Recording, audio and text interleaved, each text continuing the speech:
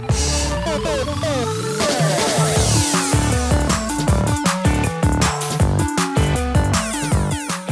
right, everybody, welcome back to Kado Games. We are here, the mics are hot, and we're going to be talking about Disney Lorcana with the North American champion, day one, undefeated, Mo. How are you doing today? Doing fantastic today. I'm glad to be here. So you and your fiance are here, so tell us a little bit about yourselves, tell us a little bit about your show, and where people can find your amazing content. Absolutely. So I'm here with my fiance, Mandy, and also my number one practice partner. And you can find me at ThatMoKid on YouTube or really any of the socials that we're on at the moment. And I am Ink and Magic on X and Magical Mandy on Blue Sky. Okay, very, very cool. So for people who might not be connected to the Lorcana scene, tell us a little bit about yourselves and your history with trading card games that led up to playing and producing content for Lorcana. Absolutely. So I have a history of playing the Yu-Gi-Oh! Trading card game for quite a few years. Played it competitively from about 2008 to 2016, and then I've popped back and forth in between those years. But Lorcana came at a great time for us. We were playing Yu-Gi-Oh! And by we, I mean I was forcing Mandy to play Yu-Gi-Oh! With me. And if you haven't played Yu-Gi-Oh! For quite a few years, it's gotten a little crazy in the amount of actions you can take in a turn. A little bit. Yeah. So we were playing Yu-Gi-Oh! But not always having the best time. And then we hear this Disney card game's coming out, and we're like, we want to get in on that. So yeah, we were lucky enough to find some packs of the first chapter at a Walmart in the middle of nowhere. Like whenever everything was so hot, it was hard to keep it on the shelves. And we started playing and never looked back, did we? So regarding Yu-Gi-Oh! I used to play a lot of that. I didn't get much further than a YCS, but did you play back in the day with like E-Drags, Necros? Because that's right around that band you were playing. So E-Drags was my favorite and still is one of my favorite retro formats. I think if you have a couple like homie bands on certain cards, it's a fun time. But yeah, I played Necros. That was the beginning of the end for me. I remember being very upset at how short prints were treated at the time. Short prints, for anyone who doesn't know, is like, you know, we have legendaries in Lorcana, but it would be like this one particular legendary, say Maleficent Dragon, was only in like 1 in 8 boxes instead of like, Yeah, I do remember that. Oh gosh. Now you jumped back into Yu-Gi-Oh! For a little bit. Did you get in on the pendulums or the links? So I stopped playing when pendulums were still kind of an unfinished archetype. The best pendulum archetype at the time was kind of just like a lockdown deck, and it didn't have a lot of depth or a lot of success at the time. And stopped playing, and then I came back right when Albaz. Yeah, the branded stuff came out. So okay. yeah. But that was, well after links had been released and a big part of the game, even though my deck didn't really use them. Yeah. Do you still collect and play Yu-Gi-Oh! Or have you primarily shifted off onto Lorcana? I haven't gotten rid of my Yu-Gi-Oh! Collection. I have a Tengu plant deck from 2011 that I'm working on rarity bumping. And my branded deck is not quite max, but I'm still looking. But otherwise, I've really just, ever since probably, at least about a month before DLC Vegas, I haven't really taken the time to think much about Yu-Gi-Oh! Okay. And then Mandy, what's your story with TCGs? Are you just the training partner, or did you play TCGs of your own volition before you two met? I never did, actually. I grew up, I was more of a console kid and then moved into PC gaming. So my only TCG experience really is the very limited time I played Melfi Tri-Brigades. And okay. and then into Lorcana, just Yu-Gi-Oh is, like Morgan was saying, you really have to have a deep, vast knowledge of the lore and the chain links and the 25 different things you can do with each card. So I just never really. He says we played Yu-Gi-Oh together. He played Yu-Gi-Oh against himself, using me as a conduit.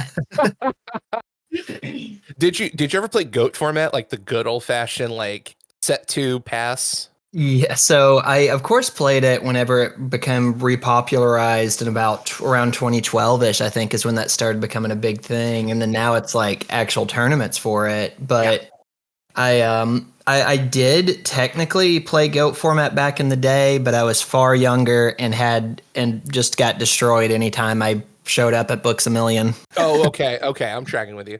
What was the console of choice, Mandy? I heard you were saying you're a console gamer. I just do mainly PC ever since, I got introduced to World of Warcraft at 16. So, Ooh, okay.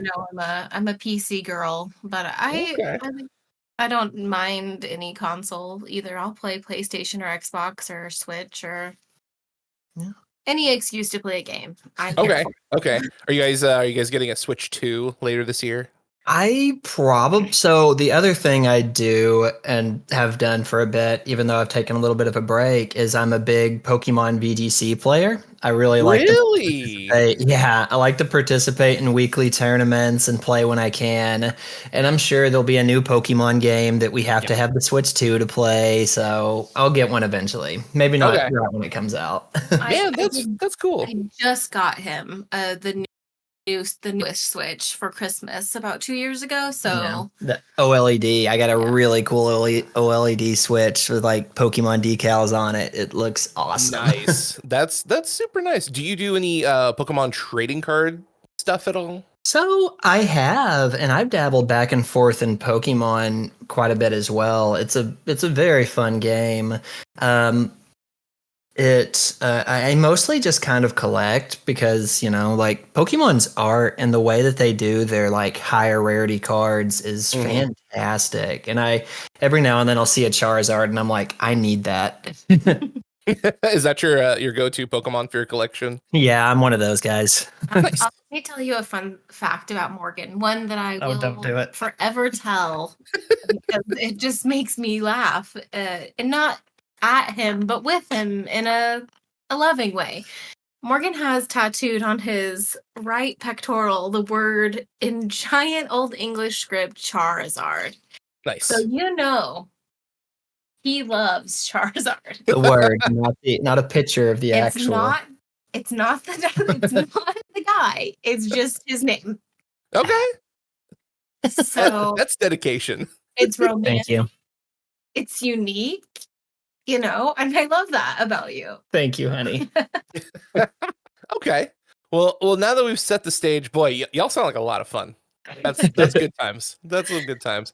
So let's kind of talk a little bit about Lorcana, since you have a really cool history with it coming out of NACC.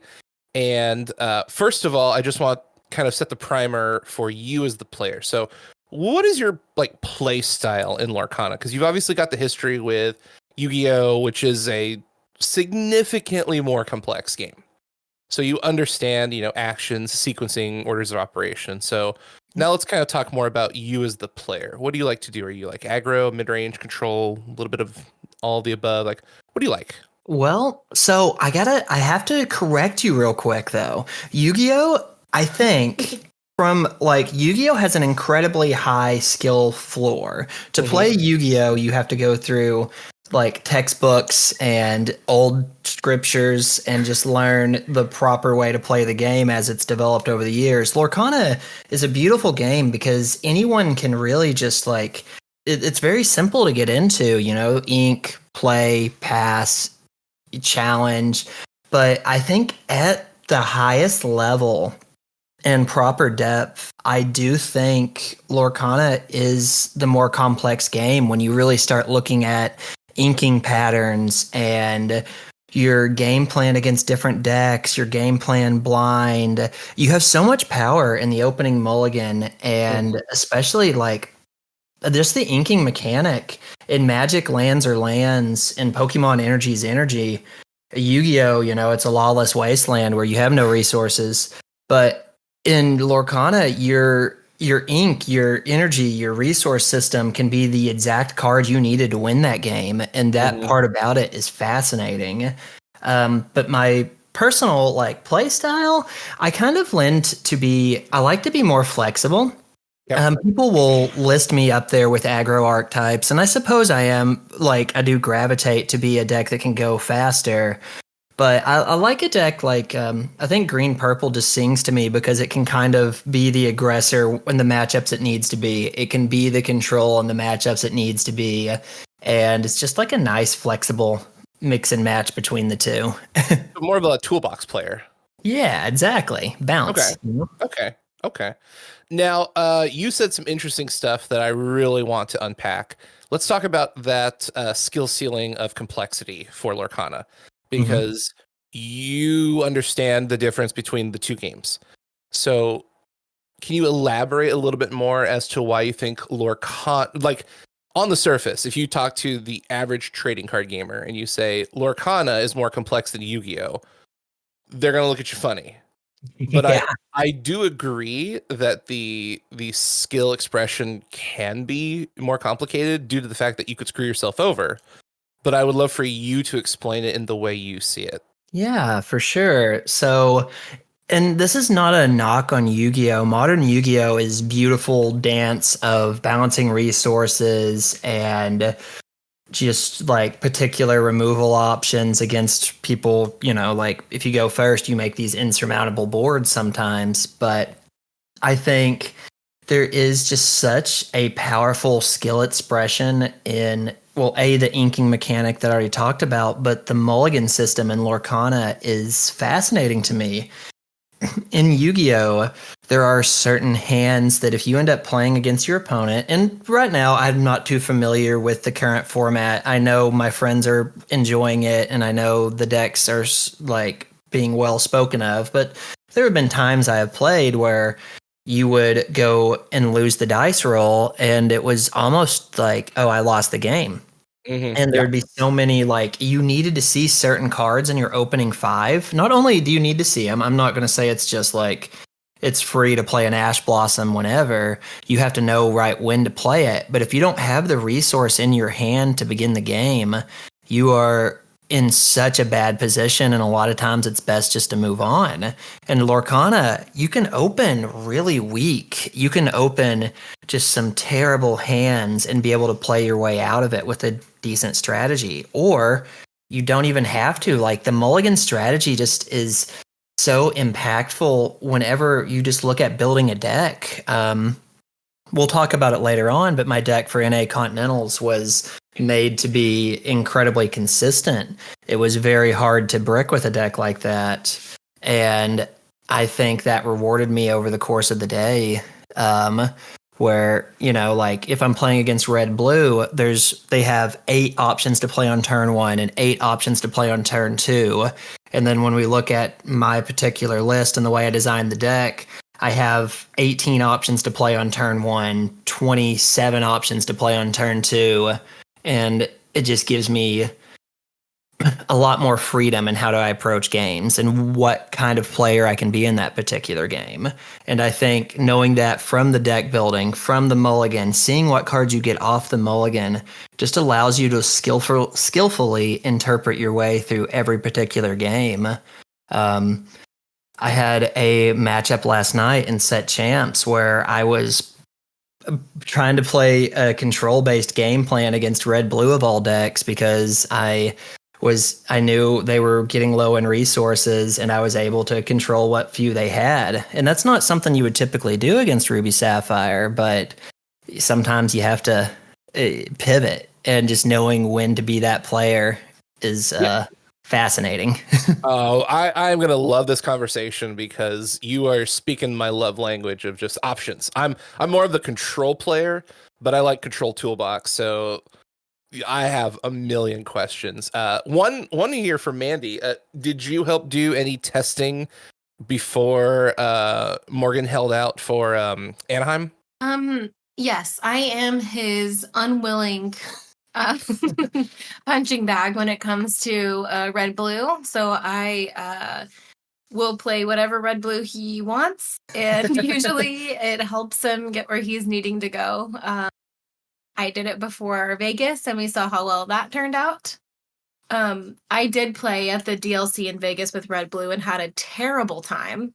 But what counts is Morgan did great. So Best practice partner in the world. So, like, what are your favorite colors when you're playing games between the two of you? Well, You go first. Ladies first. I don't know. I'm still trying to find what I like the best. I'm playing Green Steel Pirates right now. Ooh. And so that's been pretty fun. I was trying to make Christmas Pirates work, but we just couldn't figure out the strategy.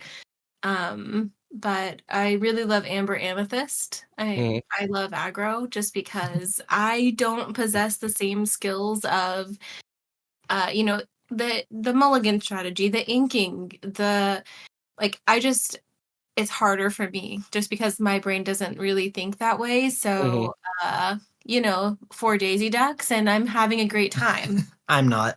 Yeah, that's a strong starting point. Yeah, so I really like aggro. I love Amber Amethyst. It's probably my favorite deck to play. But just because of how quickly the games go. I don't love a long game, but I know that they're important to the meta. Beautifully said. And I gravitate, and I have since set one, I've been a big fan of Emerald just because I really like the impact of the low cost characters in Emerald. And Amethyst because I think the bounce package is one of the craziest things I've ever read in any game. The ability. Yeah.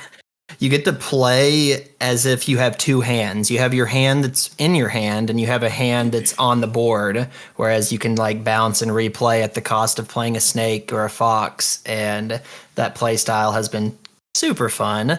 The set champ season in an attempt to prove a point, make a YouTube video. I don't know. But I'm trying to get a top on every flavor of purple deck. And I've only got purple steel and red purple left, so I'm feeling pretty good about it. Okay. Now, something to ponder. So you have the knowledge of Yu-Gi-Oh, which primarily focuses around resource management because there's not a mana source or an energy source from traditional games. You're micromanaging your board state, your back row, your hand, your graveyard, your deck, your bench zone. Pretty much every zone in Yu-Gi-Oh is a mitigatable resource. And so I'd love to hear you talk about the bounce shell in Amethyst, because I agree, the ability to just take a card and transpose it and turn it into whatever you want, or remove a damaged character so you can play it again with a enter battlefield trigger. It's insane. It's really, really good to go. That card is no longer a target. It's in my hand. You can't have it. But then I'm going to play it again and get its effect again. So you don't have 4 copies of that card. You have 5, 6, 7, 8. You have a lot more opportunities to keep reusing powerful triggers. Yeah. So the bounce, honestly, you kind of hit the nail on the head there with the Yu-Gi-Oh comparison, where Yu-Gi-Oh is a game that focuses on your resources in multiple areas, whereas Lorcana, for the most part, we've seen your resources being strictly like once you play something from your hand, it's there. I know Blue has their interactions with items, but that's kind of a little less, it's a little more straightforward than I played a Cursed Merfolk 3 turns ago. Somehow it's still alive. I can bounce it and restand it to prevent them from challenging it now. And just learning how to get the most value out of each of your cards while also respecting like what the meta can do. Because, it's always shifting. We're seeing players focus more on like rush mechanics now. A lot of red blue this past weekend in Melbourne was on a super goof, which has been popping up every now and then. But just using your bounce cards to properly play around what your opponent's deck does is fascinating to me because, we have to respect what they can do with it, but honestly, sometimes it goes along the same lines of the same thing that goes back to like inking a card earlier. Did I bounce the wrong card that could have won me the game later on? Or so like I'm rambling all over myself here, but that's okay. Makes for great audio. Good. So go ahead. The more we talk, the more it sounds like you can kind of see these decision trees as you're making them or as you're about to make them, because the way I'm parsing the things you're saying is like you have a card. That card could be ink. That card could be a body, which could then be a challenger or a quester, or it could be a activated ability, which then allows you to potentially return a card to your hand, which could then reset the cycle and allow you to maybe ink a card that's not useful in the particular matchup to then play another card that is. So like how do you see these decision points as you're playing a game, since there are so many potential ways to accidentally screw yourself out of a win? Yeah, you really have to know to properly play the bounce cards. They obviously can reward people just for playing them. They're very strong cards, but to play them to their like highest capabilities, you have to know the meta. You have to know like what can Steel Song do here without a singer? If they want to remove this cursed merfolk I just bounced, they have to hard cast a song. Or saying, I'm okay with red blue playing a brawl next turn because that means they're not playing a Hiram Flaversham. And I'm okay with them playing the Flaversham because then I get more lore. The bounce mechanic and setting up these decision trees is all about taking in the current game state and telling your opponent what to do. You just put them in these catch-22 situations with it and use those to further an advantage as we go down the channel of the game, Like what kind of win do I get here if I force Green Steel to sing a song on this character while I kept this character in my hand? Mm-hmm. Or like, okay, they could answer my Prince Philip with Maui, but if they spend this turn playing a Maui, they won't be able to play Be Prepared for 2 more turns. I'm okay with that.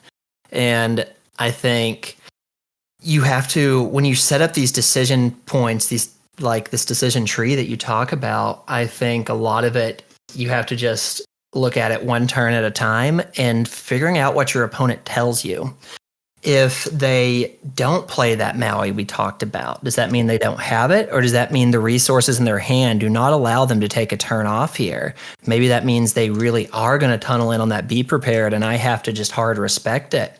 Or maybe, it's just, there's such a language to all card games, all TCGs that come from telling what your opponent does and in reaction to what you do. And this altogether puts you in a position when you get into in-game scenarios to put your opponent on better habit scenarios, which is they have to have one particular card or one particular type of card, and if they don't, you win the game. And that's ultimately what you're just trying to do, is just set up these checkmate situations or these check into mate situations that you can run into throughout the game. That's why I love green purple. It's fun. I promise y'all. Well, it's not the discard package. I was on that in Vegas. How did that go for you? Oh, really well. I got a Mickey. Hey, nice. Yeah. So it was interesting because Vegas was my first larger Lorcana tournament since set 1. We got back into the game and it was our anniversary trip we took. So we made the impulsive decision to buy the tickets for Vegas, and we hadn't played in a locals for months and months. And so when I was preparing for Vegas, I was getting, we had been practicing the meta against each other, which at the time was Bucky, and then Bucky went away a little bit before. I think Vegas was the first tournament without Bucky. I'm not positive. Mm-hmm. It was. I think it was, yeah. But because that's what we decided to go is one, it would be really fun to do something for our anniversary. We had just had a baby. Was it that earlier that year? no, that was Vegas was last year. Oh yeah. Time is difficult. But we had just had a baby, and he had built this crazy lemon lime deck with Bucky that I was like, we have to go. This is too good not to go. So I'm always the risk taker, knowing that Morgan can back it up. So you know, I believe in him more than anyone else. So and it really paid off. This is true. So we had this like spicy deck, then Bucky gets banned, and so we had to take some time and reevaluate how that's going to change the meta. We start going to locals a week before, and I learn a little bit more of the format, which is the best of two. And best of two is fascinating to me coming from Yu-Gi-Oh! Because the dice roll is so impactful. Mm-hmm. And so I had a game plan in mind that was going to be a line I could go for every time I went second, and that was Ursula, Deceiver of All, and Sudden Chill. And I told myself that's good against every deck in the meta, and it really worked out for me.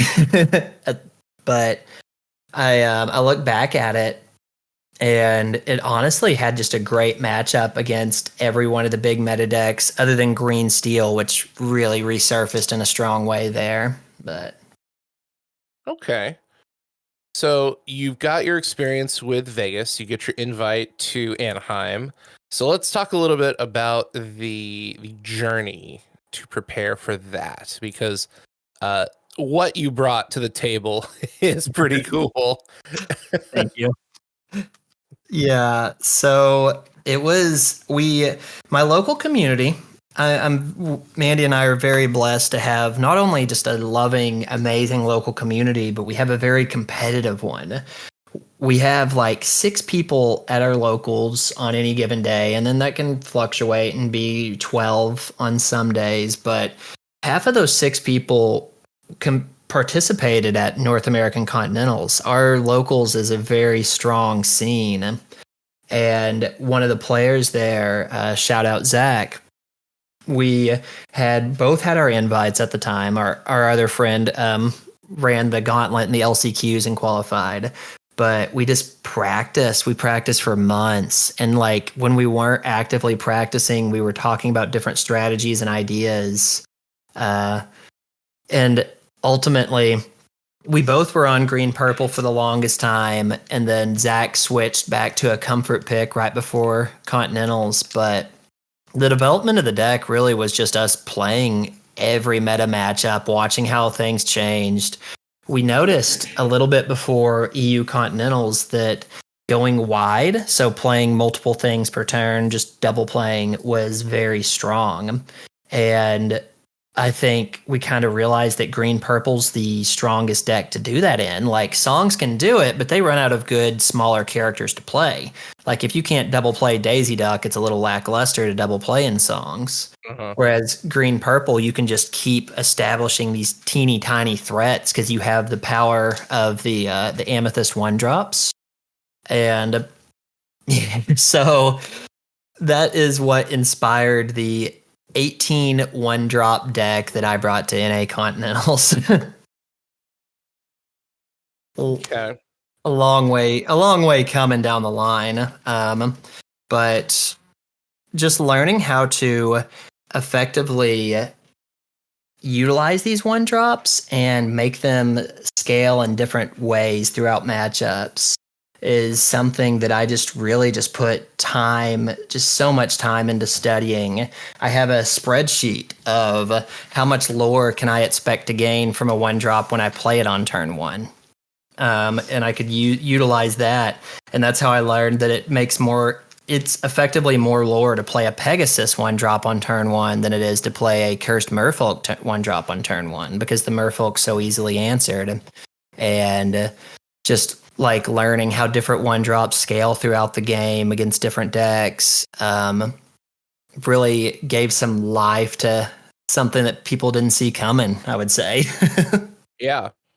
Yeah, I can definitely see that. Another thing I want to query you about is your deck feels like it's got a lot of tech answers for different matchups. Can you talk a little bit about, after all that testing, all that experience, some of these cards you put in that not only you've done the math for, but you've done the matchup knowledge for? Yeah. So let's start from the little ones. You look at Olaf, for example. Olaf's one that we saw Ruby Amethyst start to experiment with coming in because of the popularity of songs. But when you put a card like Olaf into your deck, you have to explore it in different situations outside of the one it's intended for. Like, obviously, he's intended to get slapped by a Let the Storm Rage on turn 2. and But whenever you look at him, he's also a card that can gather a surprising amount of lore in other matchups. In Amethyst Mirrors, he checks Chernobog followers and forces them to remove it from the board. That was very impactful in Purple Steel matchups. He can be boosted with Crab and remove things. Like, you just have to learn. If you put one of these tech cards that are very specific for one matchup into your deck, you have to start to learn ways to abuse it into others. Another card that is kind of techy, the Sir Hiss, was a card that we had in there. It was honestly a last second addition to the deck. Shout out to my friend Cody. He got 23rd at NA Continentals, but we were talking the night before and we played 5 matches. So what is that? Somewhere between 10 and 15 games. And I didn't find Sir Hiss once in those games. And he's like, just play it, it'll work.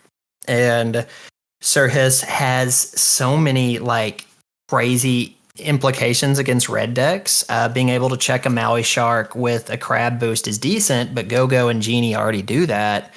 But really, he's just an effective quester on the side that can just put up impressive amounts of lore while also being a 3 strength target to just lay damage into something for a Go-Go.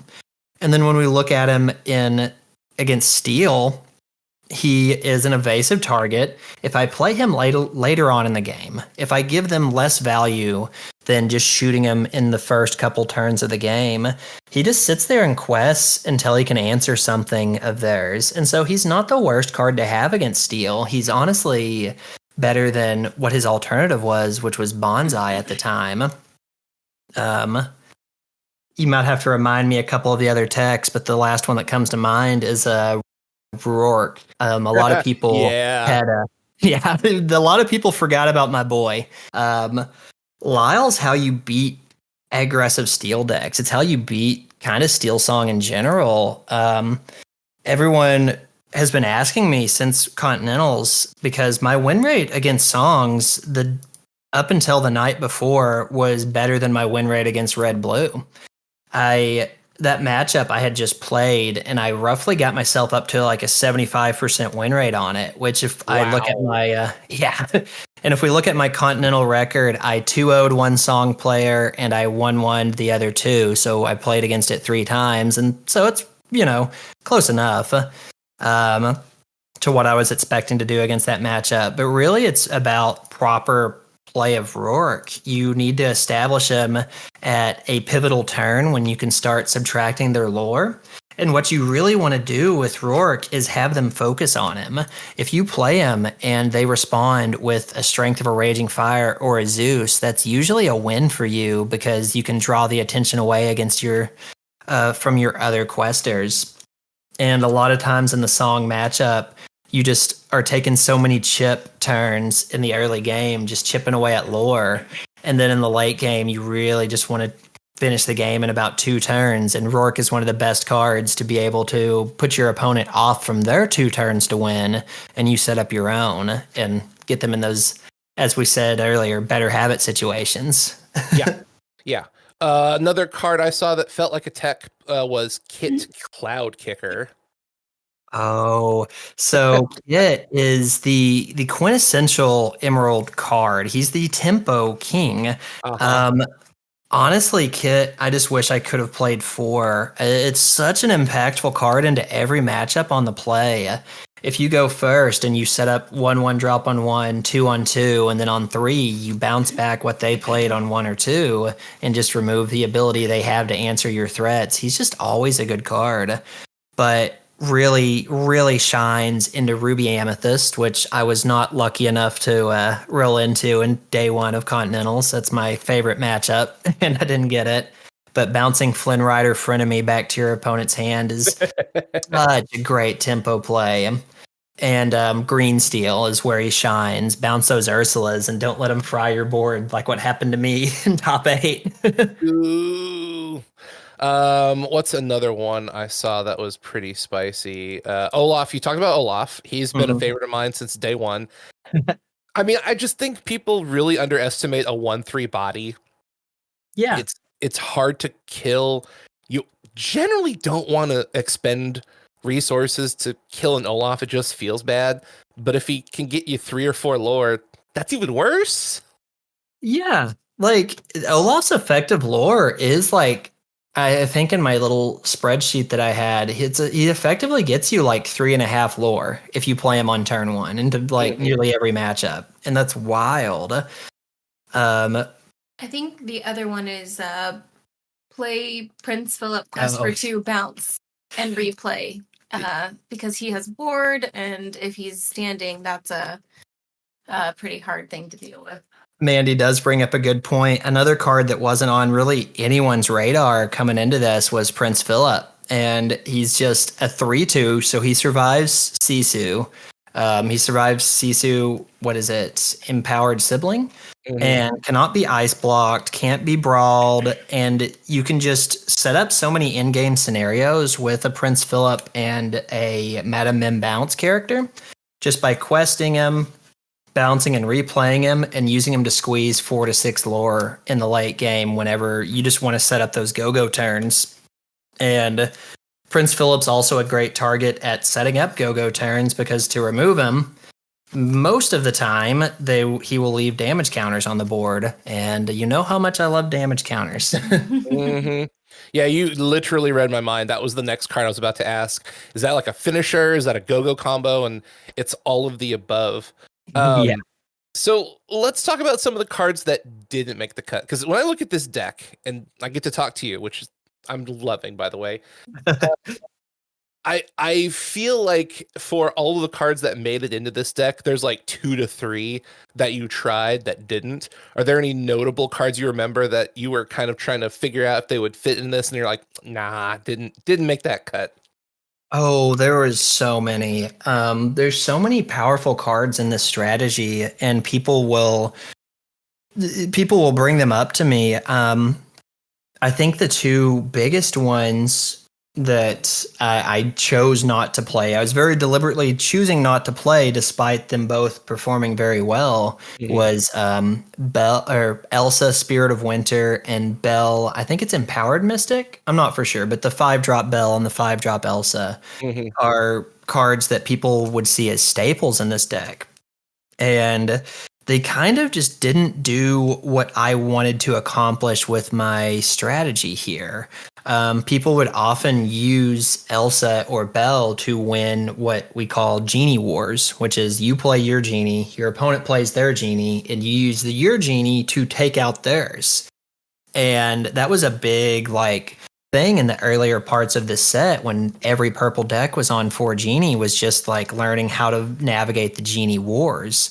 And eventually, maybe 2 or 3 weeks before Nationals, I had learned that I just made the decision that Emerald Amethyst's strengths didn't lie in the ability to answer your opponent's Genie.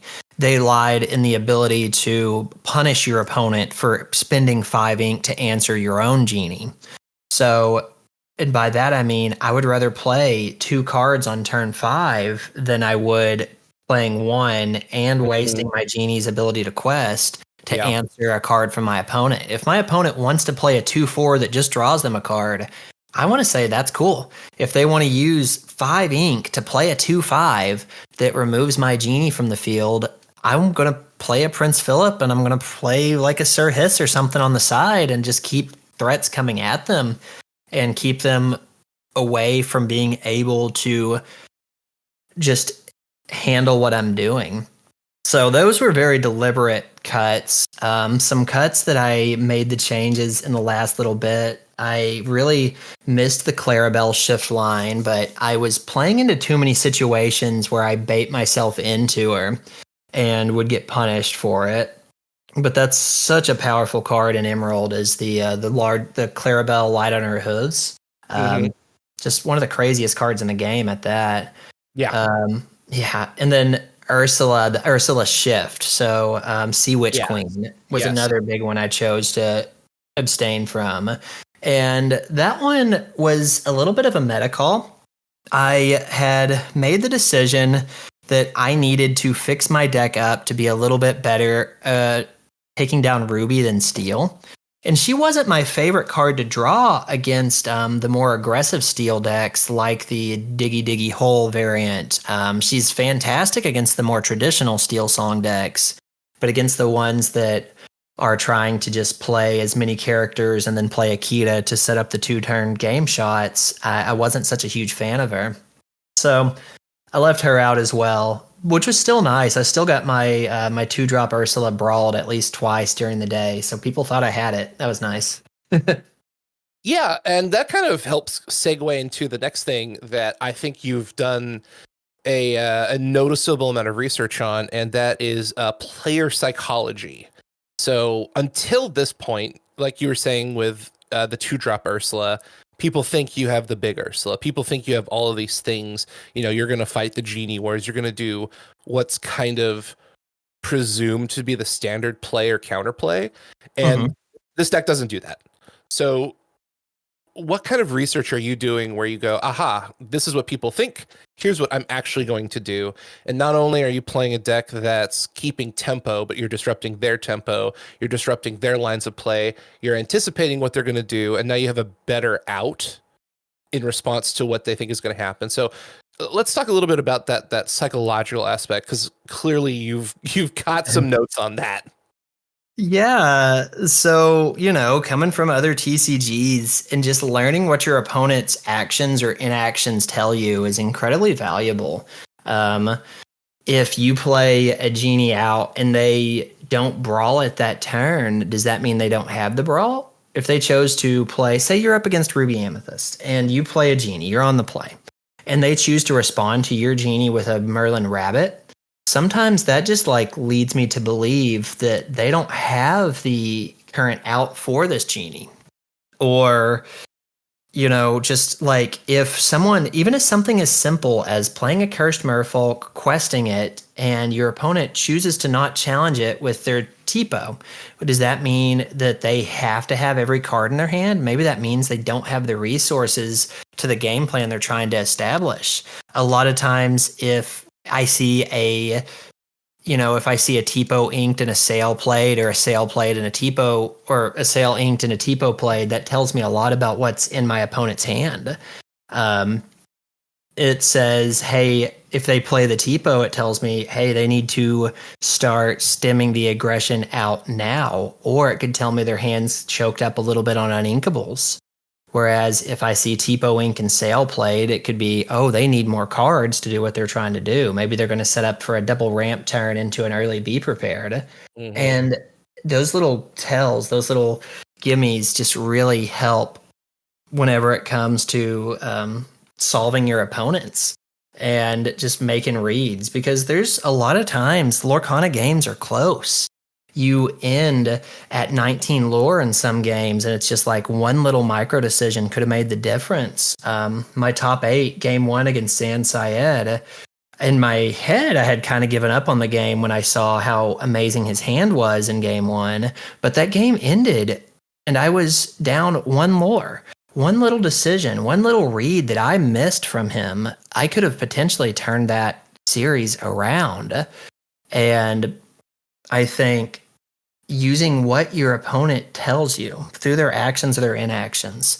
If they go Cinderella turn 1 and you play Diablo Devoted Herald, the 0-1 Diablo, and they choose to not use a song on you, that may mean they have a strength of a Raging Fire and there's no point to shoot the Diablo. Or it may mean they, like, because they'll almost always just play to let the Storm Rage on to draw a card. And you can use these little tells to help develop your board.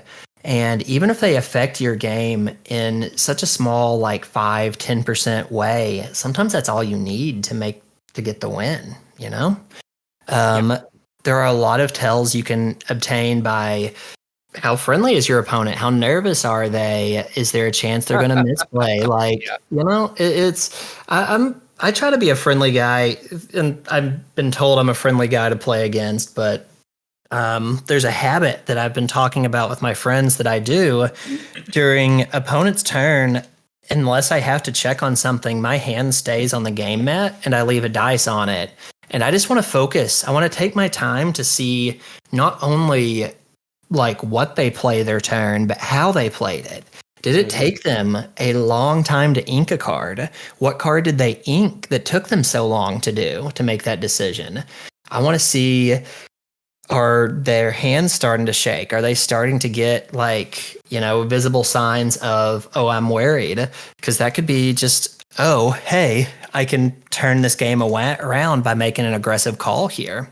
And it's, you know, obviously there's an element to psychology in trading card games that's a little luck in of itself, but I think it's such a social activity, and getting to see what your opponent says when they're not saying anything is a huge part of the game. Yeah, absolutely. That was great. Oh, that was a great response. Well, I feel like you could talk a little bit about this.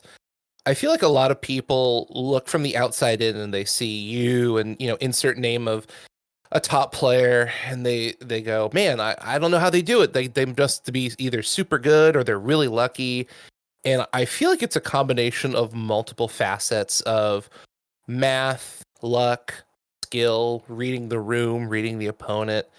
Like anybody can be good, but it's not like if you spend more money on cards, you'll be better, or if you play 100,000 games, you'll be better. Like there's a lot of different faculties you need to have to bring together for a consistent high level performance. Absolutely. Like I always say I would rather be the luckiest player in the room than the best player, because you can't teach luck. But you just need like such a perfect storm. There's a reason why the best players in Lorcana are so consistent. And it's because the game is very high skill whenever it comes to these little micro decisions. But I like what you said about the you know, like how much money did you spend on your cards? Because there's a certain amount of people believing that games are pay to win, and the deck that I took to NA Continentals, I think currently is sitting right around $100 because genies are still a little pricey. But you know, and it wasn't a call that I made to strictly be a budget friendly player in that tournament. It was a call I made to win. Was those cards were so powerful. And yeah, go ahead. I would love to kind of put that into perspective for people who are listening. So it's easy to look at this again from the outside and go, man, this is a really budget friendly deck. I can take this anywhere and perform at the same level as Mo.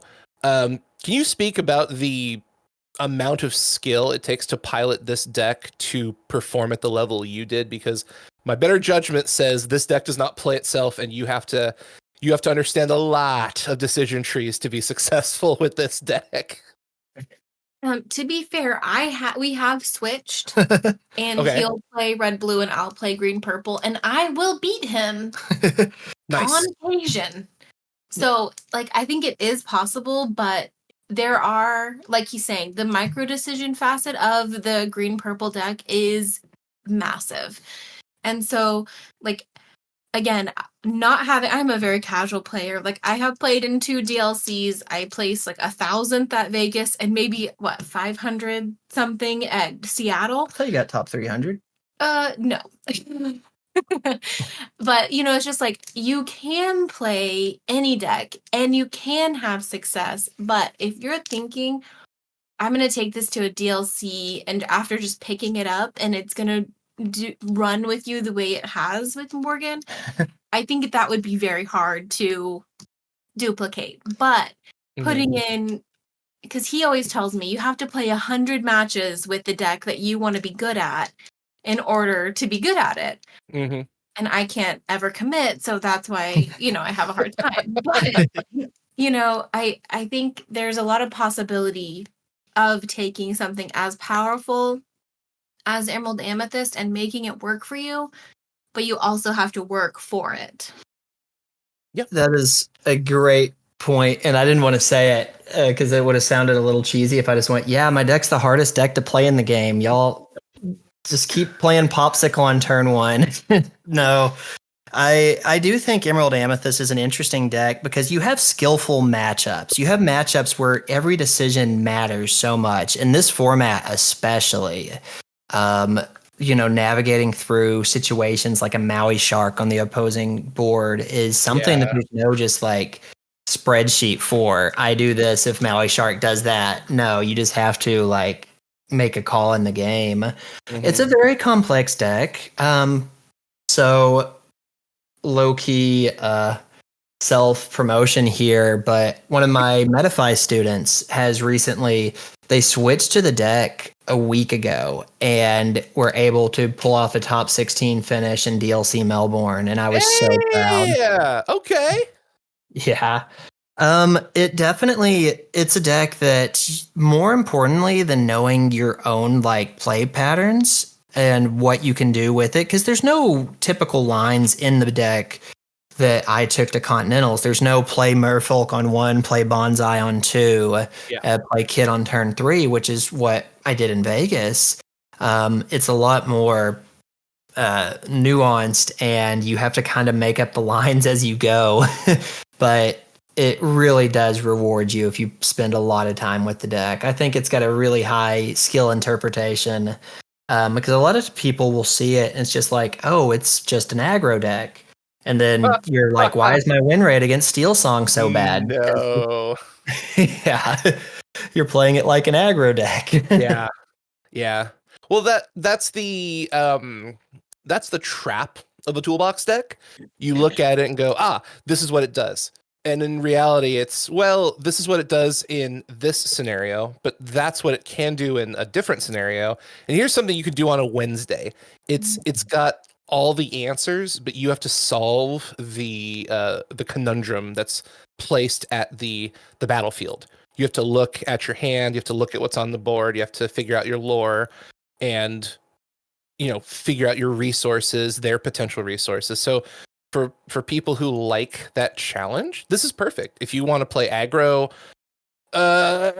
this might not be what you want, because like you said, there is no spreadsheet line of play. Like turn 1 you do A or B, turn 2 you do B or C. This is like turn 1 you have 18 permutations, turn 2 you have 20 plus permutations, turn 3 you can play basically the whole deck minus 10 cards. Go ham. Oh yeah. What? Seriously? Like, yeah, have fun. It's a sandbox deck. You can just kind of go wherever you want. Exactly. Like, okay. Being able to decide, especially as you get more ink, and in some matchups you look to ink pretty heavily, but it's just like, what's a better play here? Playing a 3-drop or playing a 2-drop and a 1-drop? Or, my idea behind not playing Elsa and not playing Belle is like, for 5 ink, would I rather play one thing that removes a single threat, or would I rather play 2 to 3 threats of my own? And I just really wanted to maximize my ink value in every matchup. Yeah, so something I'm noticing as I look at the deck, your maximum cost curve hits at 5 with the Shift Pegasus, but you're only running 2.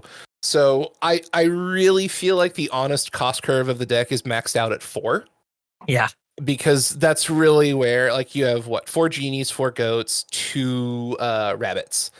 So that's where like a good majority of your 4 drops come from. So when you took out those larger, more expensive cards, did you decide on those like higher ink turns, I'm just gonna use the bounce package and get a ton of value out of like quest bounce or playing a bunch of bodies to go wide, and now your opponent, if they don't have be prepared, they're just kind of screwed? Like what was that thought process of it feels like a weenies deck where it's just 1, 2, and 3 drops, and then your 4 drops are like finishers essentially. That's basically it. So when we talk about the bounce package, I like to think in Lorcana there's 2 kind of combo archetypes, one of which is green steel, because green steel is all about how they have powerful card combinations throughout the deck. Mm-hmm. And I think bounce package or just bounce as an archetype is also fairly combo oriented, because you're able to make so many powerful plays happen by playing and replaying cards and being able to translate those into just massive advantage generating turns. We talk about goat bounce goat as something everyone's known since set 2, but have we talked about go-go, like go-go bounce go-go? Like I look to get up to 7 ink in so many scenarios so I can play a Madam Mim Fox and a go-go in the same turn and just look for the ways that I can just 4 lore or more burst my opponent out of the game. If any soul is brave enough to play a Tamatoa against me, I'm going to probably at least gain 6 lore off that sucker on the turn it's played, or the turn it goes sideways. Jeez. Yeah. But I think as the game develops onward, you start to become more of a combo-oriented deck where you want to like look at what's the best way I can abuse my bounce to end the game. And respecting be prepared, respecting any kind of board wipes, shift Tinkerbell, and just anything like that as you go along. But you know what turns they're coming out, and if you have a lot of ways with Ursula Deceiver, the 2-drop Ursula, to see your opponent's hand and kind of plan out your turns and just playing and rebouncing her. My game against DKP, congrats to him for winning in Melbourne, by the way. Fantastic. Yeah. It was really fun to play against him. But I win a game after forcing him to be-prep his own board of 2 Maui Sharks by just using all my ink to play 3 weenies out. I knew what his hand was. I knew we had been through this many be-prepareds. We had been through this much stuff. And I'm like, if you got it, you got it, but you don't have it in your hand right now. And you lose if these all get to quest, and that's what happened. Yeah. Just properly navigating your opponent's in-game scenarios with your higher amounts of ink, because like you said, it only goes up to 4. But you don't want to stop at 4. Very few matchups you want to stop at 4. Well, and that's another thing I want to kind of, man, I won't lie. It's just kind of fun to talk to people who understand like the concepts of games, because there's so much you can share. And it's always fun to learn how other people see things, because everyone's perspective is unique and very valuable. So going back to what you were saying, your cost curve is kind of stops at 4, but you don't stop inking at 4. So what were some of the combo lines you enjoyed doing the most? Because you've got access to not only your bounce package, but you've got cards that do stupid things like Kit. You've got the White Rose. You've got Go-Go.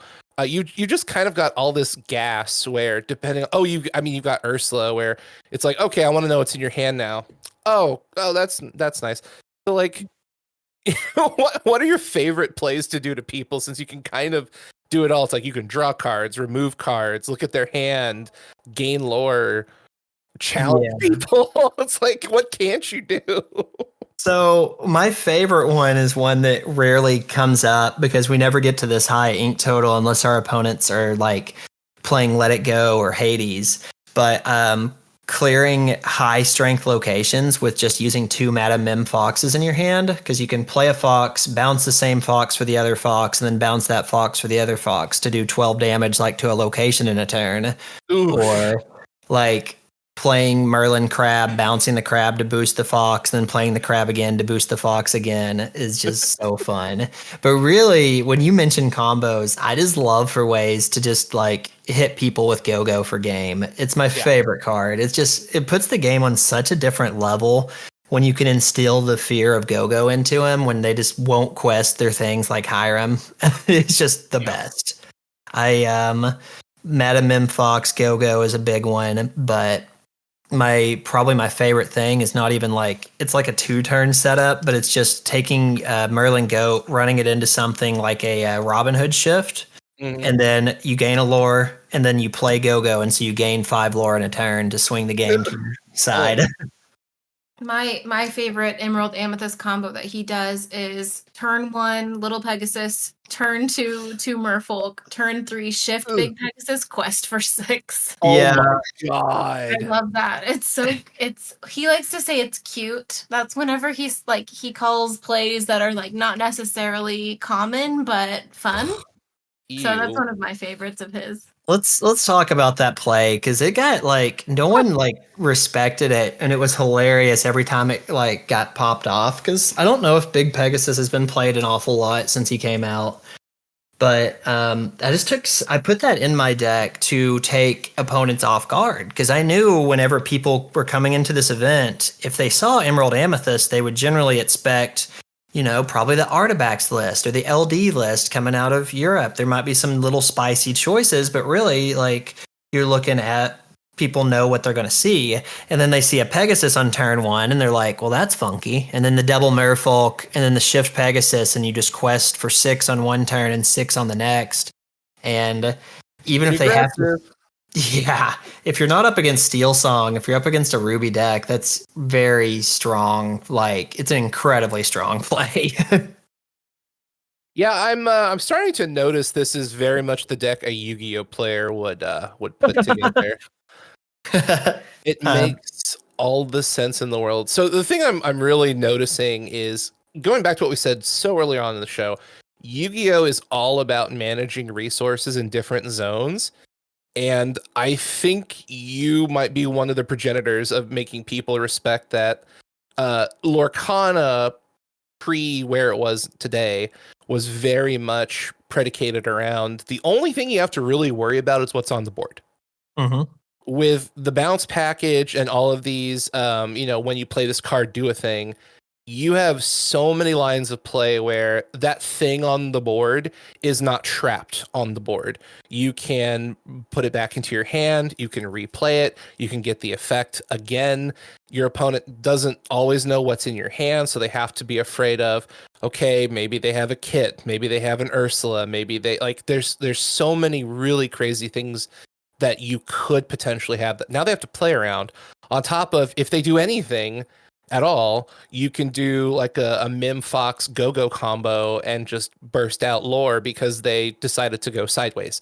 So they have to, as an opponent, respect their field, your field, and your hand, because what's on the board is not the only resource package you have access to. Whereas a lot of other decks, once it's on the field, they can't replay, like they can't do what you can do.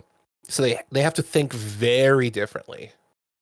It's such a beautiful perk of this deck that you have the ability to play threats out in different ways. Like you're saying, a Go-Go on board, say you play a Go-Go and gained like 4 off a Hiram. I would do this a lot because they would quest their Hiram. I would Fox, deal 4, and then play the Go-Go and gain 4. That Go-Go on the board is a threat to my opponent to something. Say I have like a Prince Philip on the side that's gaining me 2 lore. That Go-Go is the bigger threat. Like they're going to be encouraged to brawl it. Maybe something as simple as like the Pegasus or the Ursula shift that can just put that fear into the heart of your opponent that they need to brawl it before this turn's about to happen. It's one of my favorite things about playing the Clarabelle package is if you play the 1 or the 3 drop, and you have it on there at turn 4, about to go into turn 5, your opponent will do silly things to try to get it off the board if they can't play around the Clarabelle shift. You have so many of these just like very impactful play and replay cards that your opponents have just like really complicated decisions based on how to deal with them. One of my favorite plays is, say my opponent has a Tipo on board, and I have a Cursed Merfolk and a Chernobog's followers. Or we'll say I have we'll have a Merfolk, whatever. I have just like some situational one drops. And most players would just pop the Chernobog's followers, but I leave it there and make them make the decision. Do they want to stop my draw? Then they can trade their Tipo in, and that means my Merfolk gets me 2 more lore. But Cursed Merfolk has a secret hidden print that I don't know if many players knows. It has Bodyguard. Your opponents will always attack Cursed Merfolk. And so you can utilize that to just make very non-threatening things threatening over the course of a game. Okay. So we've talked and gushed about just all of the fun things this deck can do. Let's go to the other side of that coin, because you definitely know the strengths. What are the weaknesses? Where does this deck struggle in the current matchup states in the metagame? So it's drawing 4 rabbits. That's bad. Drawing too many rabbits is unfortunate, but that's a statistical improbability. In all honesty with you, I think that green purple is very well seated in the current metagame to be able to play. It's a very complex deck, and taking a complex deck into a larger tournament is difficult because you have so many decisions to make throughout the day to get yourself to day 2. So is it more of the player's skill that might be the disconnect, not the deck itself? Well, I mean, it's never been a popular deck, and let's be real here. If it ever started showing the numbers that red blue shows, I think there would be some meta changes that would force us to play differently. If people were green steel moved away from Shift Tinkerbell, there's very few decks other than like purple steel mid range playing Shift Tinkerbell right now. And then there's almost no decks that are in the meta playing Grab Your Sword at the moment. And if there was ever a time for where green purple was rivaling red blue with performance, I think you would have to consider putting those cards back into your deck if you had the opportunity to. But you can't right now. Like Song Player's worst matchup is red blue. And if you draw a 5-cost uninkable brick against red blue, that's basically game for you if you're the Song Player. So green purple is currently just kind of abusing the fact that red blue is the strongest deck. We have a decent matchup into it, but more so the changes that steel has to make to combat red blue, we can prey on. We can go wide and say, you're only playing so many cards in a turn. You can only sing once unless it's green steel, of course, but that's a whole different demon. Right. Green steel is notably a very difficult matchup, but green steel's worst enemy is kind of themselves. I don't really know what matchup green steel doesn't feel favored into if they open up what they want to see in their opener, which is the Diablo and Storm, and it's just the most powerful hand in the game, in my opinion. So I was willing to take that risk and say if they don't draw Diablo, I'm going to win the game against green steel. Was my thought process going into NA Continentals. Well, and coming back, it's funny how people who come from other trading card games, you can see, like for you, Yu-Gi-Oh, you can see a lot of similarities in your thought pattern as a Yu-Gi-Oh player, because in Yu-Gi-Oh, you draw 5, that's it. You don't get a mulligan, you don't get squat, you just get what you get. So with Lorcana, if your opponents aren't using their mulligan appropriately, they may or may not draw into that Diablo, and you're fine. You're willing to take the risk because it's a healthy risk. The odds are probably in your favor on that one.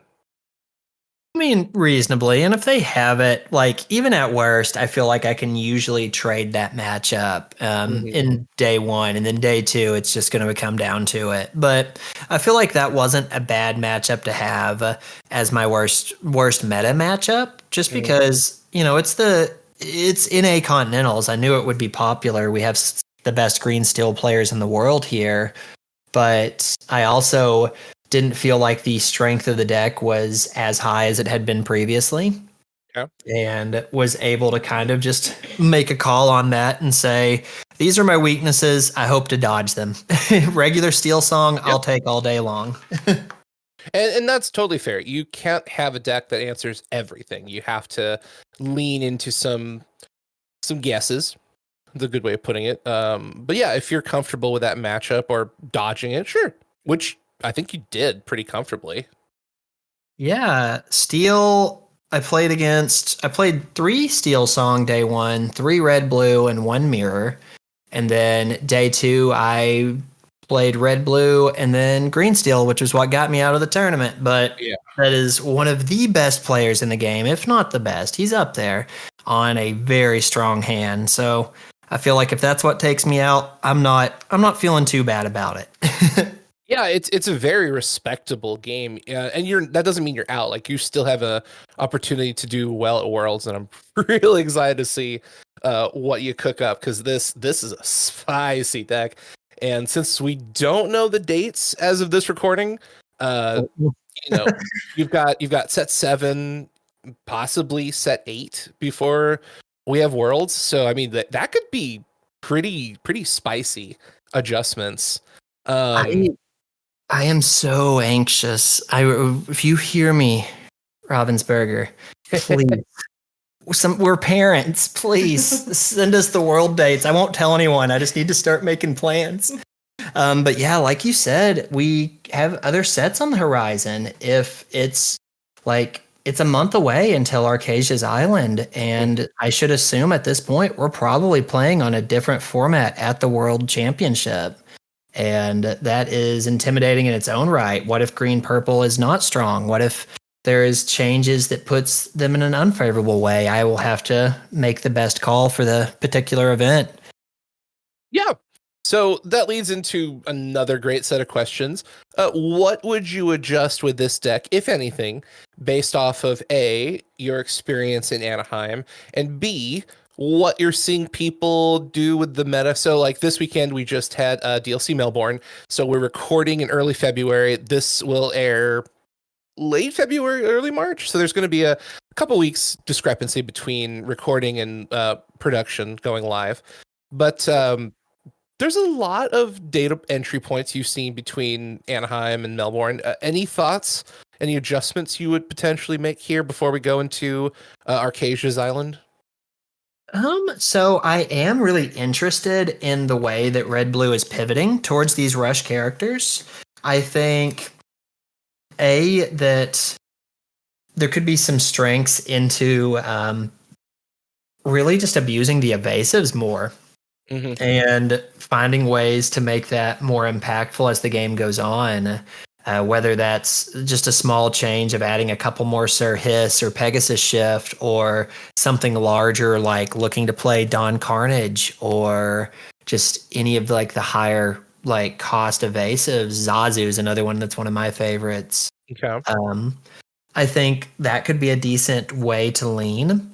I also think, Steel is in an interesting place. Definitely not bad, definitely not slouching, but I think looking at how Steel changes will affect us as well. Ruby Amethyst obviously won NA Continentals on the back of one of the greatest players of all time, but Ruby Amethyst is starting to fall off a little. That deck never falls off. It's never truly gone. But best of 2 format is particularly harsh to it currently. And I think keeping that in mind, there might be some different changes. Maybe something like putting the Ursula shift back in could be strong, or establishing the Clarabelle shift. I think Clarabelle could be really strong in matchups where she's not just really easily dealt with. If they have to be prepared a single Clarabelle that already drew you cards, that could be a really nice way to go. Mm-hmm. There's honestly a lot. And it really, like, if we're talking if I'm talking 4 worlds for this set, I don't know the answer to give you, because I assume it would be more of the same. It would be more red, blue, probably a similar amount of songs. I already know probably at least 2 players on green steel. Like, yeah. It's definitely a tough call. for Oh yeah. sure. Oh yeah, yeah. Well, there's a lot of information we don't have. We don't know dates. We don't know all the cards in the set. It's very early on, but I just love to pick your brain and see like, what are you thinking? Just because there's a lot in there. There's a lot of data points that you're kind of digesting and figuring out how this works. But have you Oh, seen any? Oh yeah, go ahead. I will say, if Worlds was tomorrow, I would play. I would play Purple Fossa. I played that deck in a set champs, and I'm fully Ooh. convinced it's broken. Okay, okay. Interesting. Side note, did you know DKP from Yu-Gi-Oh before you I got into Lorcana? Not personally. We had been Okay. at some same tournaments, but I really liked the Pearly deck, and he was one of the biggest like fans of that, or biggest like big names on that deck. Yeah. And I really enjoyed playing it. So I watched some of his YouTube videos. I told him that when we were going into our feature match, and we had a chat about Yu-Gi-Oh. I've noticed there's a lot of Yu-Gi-Oh players that have started picking up Lorcana. I'm like, interesting. Very interesting. How do you feel without like player interaction? Just out of curiosity, since Yu-Gi-Oh is so, hand traps, spells, abilities, all these like quick play things. And Lorcana is pretty much you do what you want to do and your opponent responds on their turn. Yeah, so it's really interesting because it's less Yu-Gi-Oh is like you're in the Matrix and you're dodging bullets against each other. Whereas Yeah. Lorcana, you're kind of like attempting to amass an army. It's almost like playing a game of civilization against another person. Like you're just trying to make these decisions that are going to win you the game 3 turns, 4 turns, 5 turns down the line. Um, and so honestly, I feel like it's definitely interesting because Yu-Gi-Oh! My issue wasn't ever the player interaction. It was just the sheer fact that I needed to see them in my 60 cards and my 5 card opener to have shots in a lot of times, or I needed to construct my deck in a way that would make me pretty vulnerable to other decks, but it would give me a better shot at, going second. And Lorcana is, uh, you almost, this is segueing a little bit, but you almost have a side deck inside the actual deck because it's so big and you can potentially Yu-Gi-Oh is a 40 card deck, not a 60. You can tell I haven't played in a long time. But Lorcana, the 60 card decks are so big and you're able to just throw in these different tech cards that you can hunt down in the mulligan if you know your matchup. I think gives you enough interaction. But yeah, it's definitely different, slower paced, more so about amassing resources for big push than it is about playing out the entire game in the first turn or two. Okay. Very, very interesting. Well, I have a couple more questions and then we'll kind of wrap this up. We've been here a bit.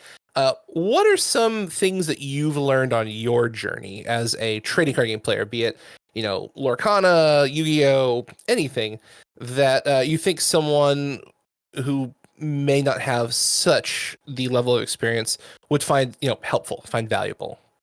Yeah, so there's 2 big ones. Um, For starters, I think you need to remind yourself that it's about the fun. I've had a very successful and profitable Lorcana career so far, but at the end of the day, it's about the people you meet. It's about making friends and making a community and just having a good time doing something we all enjoy. A lot of times players will get very focused on just their intermediate results and lose a lot of what's the real reason why you're here.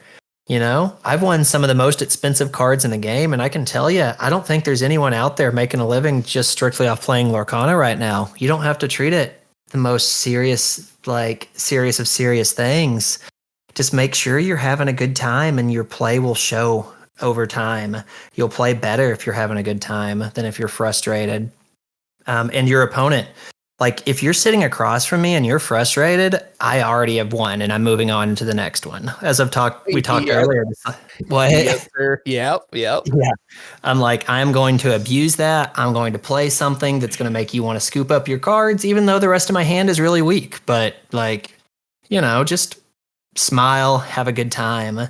And the second thing I really feel like I'm a big proponent for is playing what you believe in. A lot of times people will make deck changes to a deck that they aren't the most familiar with because are they just feel like it's a safer choice. And I think if you haven't put the hours into Red Blue as you have Steel Song, you should be playing songs. Or in my case, like a lot of people were riding off Green Purple. I had some of my friends at Continentals walk up to me before the tournament began, and are like, "You didn't bring that today, right? You're gonna get cooked." And I'm like, "Maybe." But don't be afraid to experiment and really push the boundaries with a deck you enjoy, because you can surprise people. You can even surprise yourself. Okay. Those are great words of wisdom. All right, question for the two of you. How many games did you play to practice this deck? You can't see the life draining from my face as you ask. I mean, when we went into Vegas, I think we played every night at least, I don't know, 3 or 4 full games of Green Purple into Red Blue. And then I think that's really the only matchup we together played. And then he has a couple other people that, we did do a little bit at the locals, but probably hundreds of games before Vegas. And then after Vegas, I stopped playing for a little bit. And then before we went to Seattle, it was like we just like everything fell into place like 7 days before Seattle DLC. So we weren't really planning on going, but then because everything sort of happened, we were like, okay, we're going. And we played a little bit then, but he was kind of on his training regime with a couple of the local guys then, so I didn't have to play as much. Mm-hmm. And then going into nationals, I got to really have a lot of fun with Maui Shark. He said, "Hey, you gotta play your favorite deck again," and I did. And I probably like 50 to 100 games. Yeah, just us playing there. And then But our league really kind of switched into training mode and was working on Zach and Mo's strategy, and our friend Cody as well, who got the 23rd place with Blurple. After running the LCQ gauntlet. Yeah, it was crazy. So they all really worked hard together to find what was going to be best. And hundreds and hundreds of games, I would say. I think probably, and this is just a rough estimate judging by how many days we met up and everything. And keep in mind, we're working parents. We have a 2-year-old now. She was a 1-year-old then. I probably put in about 1,500 games into this deck before Continentals. Yep. That's about what I expected to hear. Yeah. Well, I don't think people realize you didn't just build this the night before and show up. You put in the work. And it showed. Yeah. And even when I couldn't play because I was working or doing something, it was just a lot of thoughts because I wanted to perform. I wanted to do well.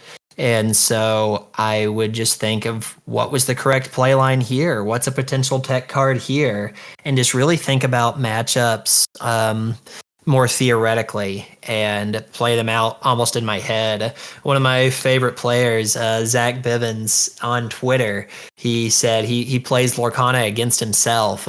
And I wanted to challenge him to it. So Zach, if you're listening to this, I want to call you out and say I want to play a 2-on-2 against you. You and your head versus me and mine, and we'll see who wins.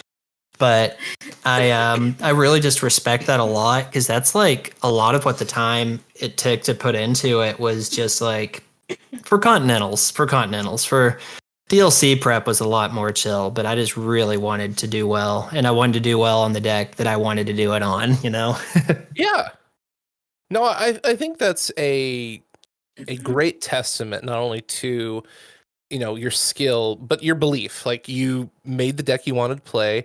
You put the hours in to learn how does it interact with these colors, how does it interact with those colors, and you were able to take that valuable information, go to Anaheim, and you knocked day 1 out of the park. You did extremely well on day 2, And you've now the next challenge is Worlds. You've got the invite. Now just wait for the date. But like, I mean, like, what else? What else could you ask for as a player? You've got all the cool accolades. You've done extremely well. Like, I mean, that must feel really cool. It does. It feels great, but there's a certain hunger that I was looking at that trophy. I was looking at that trophy that was the Continental's, the champion trophy, right before my match with Zan. We had a little bit of time in between, and I wanted it. And now I didn't get it. And so for Worlds, that hunger's almost just doubled. I want to be the first world champion of Lorcana. I want to make that something, something I can be proud of and talk about one day. Like, yeah. Absolutely. I mean, we believe in you. You've got the skills, you've got the know-how. Now it's just timing. It's really the big question mark. Exactly. All right, last question for the two of you, and then we will scoot on out of here and get some dinner. Based on the limited amount of spoilers we've seen for the next set, anything interesting that you think might be kind of fun to play with once Arcasia's Island is on store shelves? So the shift lady, I think is really cool. And a lot of that's going to depend. But if they give me that card in Emerald Amethyst, y'all are in trouble. But I'm sure you'll have to play it in a lemon lime deck because it's so powerful. I can't imagine it being flexible like that. And I'm really interested in the new Jafar that lets you return an illusion to your hand whenever it's banished, I think during an opponent's turn. And he's relatively cheap cost. And if there's any like decent illusion on play effects, I think that could be a really interesting archetype. Ooh, okay. And I think it's just going to be 99 puppies with Lady for me. Just lemon lime aggro, 99 puppies. Just add back your puppies Every with Lady. puppy It's the cutest deck. Yeah. Lady's bringing them back. I'm suspicious that lemon lime recursion is going to be a thing because you've got the Lilo that comes back, Lady can bring him back, and it's just like, okay, Daisy Duck, Lilo. There's so many gross little bodies you can just keep bringing back. Yeah. And then you just add Coven, and it's going to be a nasty. It's going to be great. I can't wait to bully Morgan specifically. Thank you. You know, that deck might bring back Grab Your Sword. That might do it. And then you're going to see me be sad for World Time. It's like, oh no, not this. So, okay. Well, I really appreciate y'all's time. This has been absolutely incredible. We'll have to get you back on. We'll talk either before Worlds or after Worlds, but please plug all of your socials, plug your content, and let us know, is there any special video content coming through anytime soon that people could anticipate by the time this comes out in, what did I say, late February, early March? Absolutely. So I'm ThatMoKid on YouTube. I'm ThatMoKid on Metafy. If any of y'all are looking to take your game to the next level, I've got a student that's a top 16 DLC player now, and we've brought home, I think, 15 scars throughout the past 2 weekends. It's been crazy. But it's funny you mention a video. By the time this video rolls around, I should have a nice video talking about my set champ season, and should definitely be something to look forward to. Oh. And then we do have a little secret project that we're working on, releasing Arcasia set release day, the 7th of March. Yeah. So we have some fun stuff that we're working on behind the scenes that we're going to bring into the not behind the scenes. Stay tuned is what we're saying. Okay. We'll keep an eye open for that. That may be out by the time this goes live. We'll see, but how exciting! This is super fun. Well, thank you so much. I appreciate the two of you. Y'all sound like great parents. You're having fun playing games together. And hopefully one day we can meet at an event or something, go get some food. What do y'all like to eat? Anything. Everything. Oh, okay. We love food.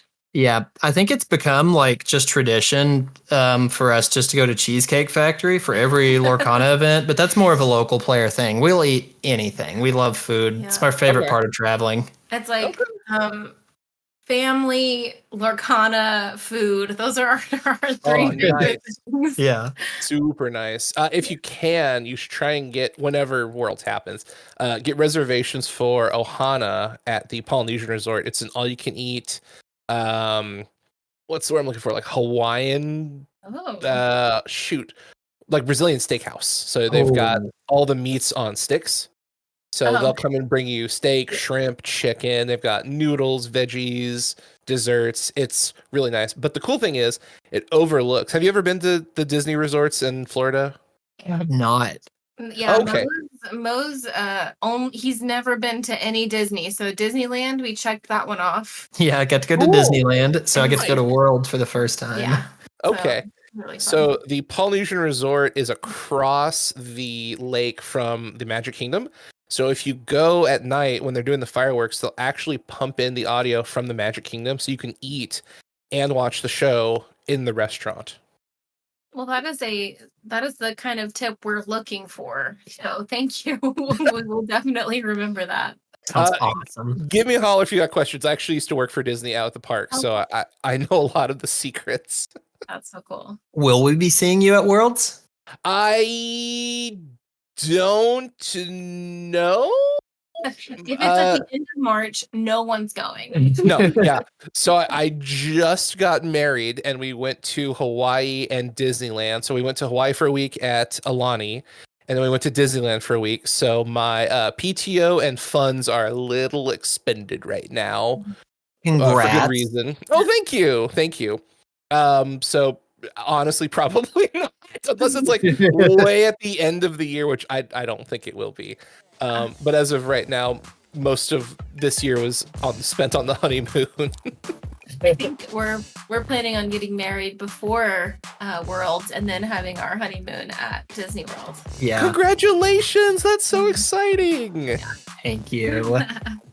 It's a really, really magical place. But yeah, if you have any questions, there's a ton of great resources out there, and I'd be more than happy to help you all. But thank you everyone for listening. Thank you for joining us. It has been just a magical episode. My name is Sugi. You're listening to Kado Games, and remember, y'all, play games and have fun.